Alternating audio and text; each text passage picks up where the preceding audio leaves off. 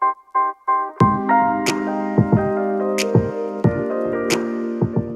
what's up everybody? Thanks for tuning in again.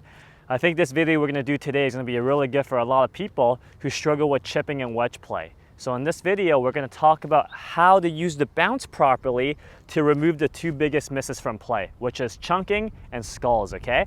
So how people chunk it is when they come and chip the ball with the wedges, the leading edge comes into the ground too early and too steeply, and since the leading edge is so sharp, it takes the divot behind the ball, and the ball doesn't go really anywhere. So if people chunk the ball, they tend to then try to help it by kind of picking it really clean, but that doesn't happen very often because you have to be so precise with it. And when that happens, then the club hits too high on the ball, then the ball goes too far. The two biggest misses in chipping, and we don't want to do either of them. So we're going to show you how to use the bounce properly. So to do this, the first thing we have to talk about is the setup. What we like to do with a setup is we like to have the ball as a stock shot, let's say in the middle of the stance, feet pretty narrow, and then your stance is going to be 12 o'clock to 11 o'clock, 12 o'clock being square to your target, okay? So some people tend to chip with really open stance, feet pointing at 10 o'clock, that's a little bit too open. We don't want to cut across the ball too much. So we want the feet to be roughly 11 to 12 o'clock at your target. Secondly, we mentioned the ball position. So as a stock shot, we're going to start with the ball position middle between your feet, okay? We're going to show you how to alter the trajectory based on ball position by moving it back and forth, but in this video, we're going to just show you a stock shot, ball in the middle. Thirdly, we're going to have the hands being slightly in front of the ball at setup, okay? We don't want no shaft lean, we don't want too much shaft lean. We want just a little bit so that you create a straight line from your shoulder to your hands to the club.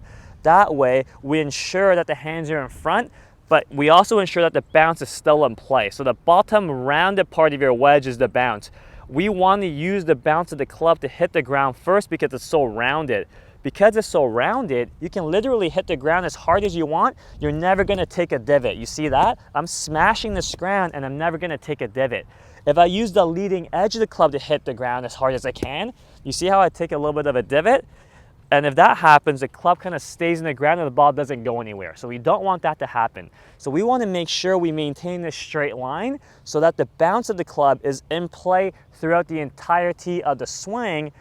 That way, you're going to be able to use the bounce, hit the ground first, and not chunk or skull ever again. So how are we going to swing it now? So once we have the setup, we have the feet pretty narrow, weight's going to be kind of 50-50, balls in the middle, and I have a straight line here. To swing this, I want to make sure I maintain a straight line the entire time. In all the wedge shots we're going to do, in almost all the wedge shots we're going to do, we don't need to hinge. Hinge is your enemy when it comes to chipping for the most part, okay? So we want to make sure that we feel like we have no hinge, okay? We're going to hinge a little bit, but you got to feel no hinge to ensure that you don't expose the leading edge, okay? So you can see I have the straight line. When I make this backswing straight back along 12 o'clock, what I feel like is 12 o'clock, you can see I still have the straight line there. I haven't hinged yet. If you hinge, the straight line breaks, okay? So we want to maintain a straight line. We don't want to hinge, and we want to make sure that we have the bounce in play. So once you have this feel going with no hinging, what you're going to do now is try to hit this ball, hit the ground half an inch behind the ball, okay? So the sweet spot that we're going to try to play with is half an inch to an inch behind the ball. I'm not going to try to hit this ball clean ever for the most part for a stock shot. I want to try to hit the ground half an inch to an inch before with the bounce and feel like this club creates a flat spot through the grass so that the ball just kind of pops out, okay? That's how we're going to hit these chips. And the last piece of the puzzle to this is making sure that your pacing and the size of the swing is very constant. We don't want to get too jabby with it and accelerate through the shot. We don't want to start making too big of a backswing and then start decelerating. We want the backswing and downswing to be roughly the same size and the same speed. Kind of like 1, 2. I want it to be pretty uniform, okay? So if I hit a couple for you, it's going to look like this. I'm going to have my feet 12 o'clock to 11 o'clock. Feet narrow, 50-50 weight. I have my straight line from my shoulder to the hands of the club, and all I'm going to do is maintain a straight line and feel like I'm going 1, 2, pretty uniform. So I'm going to go 1, 2, And you can see when I do this, the ball comes out really, really soft, okay?